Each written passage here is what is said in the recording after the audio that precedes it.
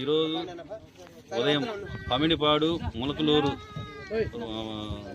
రెండు ఊర్ల పొలిమేరల మధ్యలో రోడ్డు పక్కన ఒక మహిళ చనిపోయి పడిందని చెప్పని సమాచారం వచ్చింది.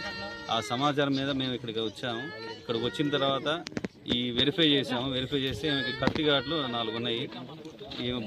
తర్వాత మాకు ఇంతలోనే ఏంటంటే ఈ భర్త ఈమెని చంపేసి అతను కూడా బైక్ మీద స్పీడ్గా వెళ్తూ ఉండి ఆ కారంపూడి దగ్గర యాక్సిడెంట్ అయింది.